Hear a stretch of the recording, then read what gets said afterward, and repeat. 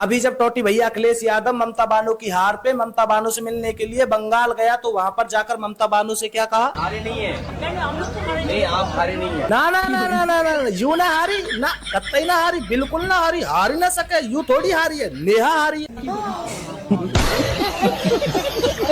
और टोटी भैया जब 27 में तू हारेगा फिर ये ममता बानो आएगी इसी फट्टा को लेके और ये कहेगी ये पकड़ अपना फट्टा भैया, तू भी ना हारा। कोई ना हारा। और इसी तरह ये लोग आपस में जीत जीत खेलते रहेंगे। वैसे 5 राज्यों में हुए विधानसभा चुनाव के नतीजे आए हुए लगभग हफ्ता भर हो चुका है, पर इन लोगों की ट्रोलिंग खत्म ही नहीं हो रही और लगातार इन्हें कोई ना कोई लपेटे पड़ा है। फर्क नहीं पड़ता कि वो हिंदू है या फिर मुसलमान। No no no no. अरे शबनम क्या ढूंढ रही हो? कागज। अरे वो क्यों? अरे वेस्ट बंगाल में बीजेपी की सरकार आ गई, ऊपर से मैं हूँ मुसलमान और कागज भी नहीं मिल रहा है। गंडिया गंडिया मेरी गंडिया। इस लड़की का नाम शबनम शेख है और आप इसे हिंदुस्तानी शेरनी के तौर पर जानते होंगे क्योंकि इसी नाम से इसका यूट्यूब चैनल बना हुआ। पर जिस तरह से ये जिहादियों को रेला करती है, जिस तरह से ये बुल्लों को ट्रोल करती है और चमचों की कह कर लेती है, उसे देखकर कोई भी नहीं कहेगा कि सच में मुसलमान है।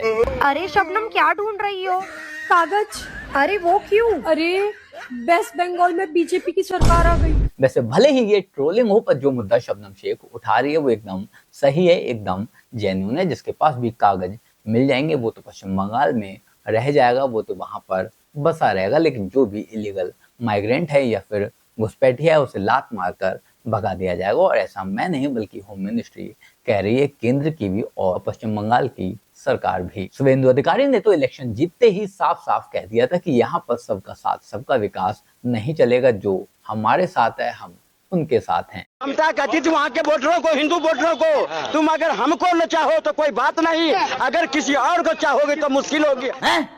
ये क्या सुन रहा हूँ मैं? और उस मुश्किल के दीवार को अगर चुनाव आयोग ने गिरा दिया, निष्पक्ष वोट कराया और हिंदुओं ने एकजुट होकर के भाजपा को जिताया और लड्डू खाने के लिए मूल्य आ जाते हैं। एक भी मुल्लों ने वोट नहीं दिया बंगाल के अंदर। 100 सीटें लगभग आई है, 80 सीटें, 80 की 80 सीटें वही जीता है तृणमूल कांग्रेस टीएमसी ने, जहां मुल्लों की जमात थी।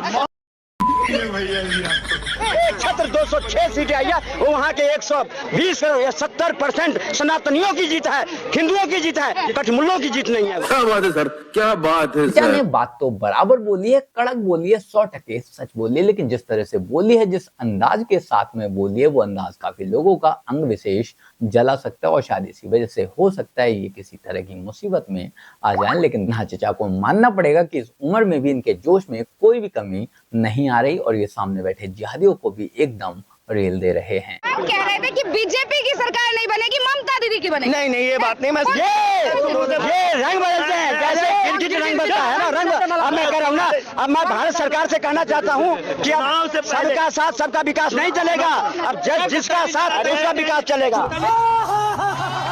वैसे आपने सुना होगा कि अभी 2 दिन पहले मोदी जी ने अपनी जनता से, अपने वोटर्स से या कह सकते हैं हिंदुस्तानियों से रिक्वेस्ट की थी और हम लोगों से उम्मीद की थी कि हम इन चीजों को फॉलो करें क्योंकि राष्ट्र हित में यही करना सही होगा। पर जैसा कि कई लोगों की हमारे देश में आदत हुआ करती कि जो भी मोदी जी बोल देंगे वैसा तो ये लोग कभी नहीं करेंगे, खासकर अब्दुल और पंचर गैंग। लेकिन यहाँ पर मजेदार बात यह है कि लोग इस मुद्दे में भी ह्यूमर ढूंढ ले रहे हैं और इस टॉपिक पर भी जबरदस्त रिलाई कर रहे हैं। और मगलिया, तुझे पता है मोदी जी ने भारत की जनता से सपोर्ट मांगा है। अब क्या मांग लिया? उन्होंने कहा है कि वर्क फ्रॉम होम करो ताकि फ्यूल कम खर्चो,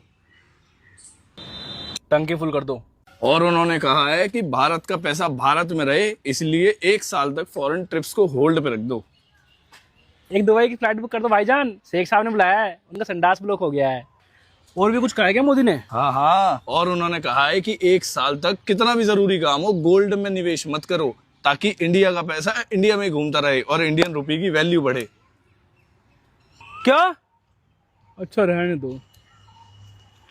क्या हुआ, फट गई? देखना भाईजान, 1.5 लाख का इतना सा दे रहा है। इसके लिए तो 3000 पंचर लगाने पड़ेंगे। बहुत महंगा है भाई, बहुत महंगा है। 2 दिन पहले तो तब भी उतना महंगा नहीं था। 2 दिन में सोना 10% बढ़ चुका है। अभी सोने का रेट 1,65,000 के पास जा चुका है, जिसे देखकर किसी की भी हवा निकल सकती है और सोने को खरीदना किसी के भी बस की बात नहीं है। फिर चाहे कोई कितना भी बड़ा मोदी हेटर क्यों ना हो, भले ही मोदी जी सोना ना खरीदने की बात कर रहे हैं और वो इसे देखकर ही सोना खरीदने की उम्मीदों पर उतर आए या फिर मार्केट में चले जाएं, लेकिन उसके रेट देखकर किसी की भी हालत खराब हो जाएगी। ये आज का कड़वा सच है। कोई चाहे मोदी जी का सपोर्टर हो या फिर हेटर है, सोना खरीदना किसी के भी बस की बात तो नहीं रही है। 10 ग्राम सोने की कीमत 1,62,648 रुपए पर पहुंची हुई है। अभी देखो, रेट सोने का बढ़ रहा है, लेकिन हंसी आज भी एकदम फ्री है, क्योंकि हमारे देश में ऐसे जाने कितने क्रिएटर्स मौजूद हैं जो कि कंटेंट तो बहुत अच्छा बना रहे होते हैं पर जनता के पास तक नहीं पहुंच पाता। इसलिए मेरी कोशिश है कि इन छोटे क्रिएटर्स को लगातार प्रमोट किया जाए, इन्हें आगे बढ़ाया जाए, जिससे इन्हें मोटिवेशन मिले और ये लगातार इसी तरह का कंटेंट बनाते रहें। उम्मीद है आप भी इनकी वीडियो देखकर जरूर हंसेंगे और अगर हंसी आती है तो इस वीडियो को शेयर जरूर करेंगे। दीदी, ये मोटा भाई नहीं मान रहे, बहुत गुस्से में हैं। बूढ़ी बाबा, क्या हुआ मोटा भाई? दीदी, फिर से बंगाल आ गया हूँ मैं। आपका स्वागत है मोटा भाई। स्वागत नहीं दीदी, अभिषेक बनर्जी कहाँ है मुझे बताओ। छोड़ो मोटा भाई, बच्चा है। हाँ मोटा भाई, छोड़ दो उसको। जब तक तोड़ेंगे नहीं तब तक छोड़ेंगे। इलेक्शन से पहले काफी लोग दावा ठोक रहे थे कि इस बार फिर से ममता बनर्जी की सरकार आने वाली है, लेकिन हमारे मोटा भाई एकदम कंफर्म थे, एकदम श्योर थे और 100% दावे के साथ में चैलेंज कर रहे थे कि ममता बनर्जी छोड़ो, एबीपी न्यूज भी इस बार हमारी तरफ आ जाएगा। एबीपी न्यूज भी पाला बदल लेगा, क्योंकि ममता बनर्जी आने वाली है और वो हो भी चुका है, क्योंकि लगभग 1 हफ्ते से मैंने एबीपी न्यूज के किसी भी शो में ममता का गुणगान तो नहीं सुना। लेकिन ये इधर जो भीड़ है, रविंद्रनाथ भट्टाचार्य जो उस टाइम ममता जी के साथ थे, आज इधर है, क्या कहना? देखिए, एबीपी भी अभी ममता जी के साथ है, चुनाव के बाद हमारे साथ आ गए। चलिए, আমরা কথা বললাম অমিত শাহের সঙ্গে। ये एडिट मत करिए। वैसे इलेक्शन सिर्फ पश्चिम बंगाल में नहीं हुए, इलेक्शन असम में भी हुए थे। भाजपा सिर्फ पश्चिम बंगाल में ही नहीं जीती, असम में भी जीती है। भाजपा ने धमाका सिर्फ पश्चिम बंगाल में नहीं किया, असम में भी किया है। अंतर मात्र इतना है कि पश्चिम बंगाल में भाजपा की पूरी टीम उतर गई थी, वहीं असम में अकेले हेमंत दादा ही काफी थे। हेमंता सर, कांग्रेचुलेशंस, आप फिर से असम के सीएम बन गए। Thank you sir, your skin looks great. What do you eat in breakfast? Congress. जाते जाते हम बात करेंगे उस राज्य की जहां आज भी लेफ्टिस्ट मौजूद थे, जहां आज भी लिब्रांडू मौजूद थे, लाल सलाम वाले जिंदा थे, पर इन इलेक्शन के बाद में वो वहां से भी निपटा दिए गए। अगर कहीं बचे हुए हैं तो वो सिर्फ जेएनयू में, और वो शायद वहां भी नहीं बचेंगे। और ऐसा मैं नहीं बल्कि सदगुरु बोल रहे हैं। मतलब इलेक्शंस की हवा में हमारे सदगुरु ने भी हाथ सेक लिए और उन्होंने भी इन लाल सलाम वाले जोकरों को दे मारा है। A lot of the people who reacted very emotionally. Are you not Bengali going to people- Kerala at all, Padmaja? Oh, of course, Kerala. There was a joke that people had that there are only 3 places where the left is in power. One is in the media, the second is JNU, and the third is Kerala. Now apparently we are down to 2.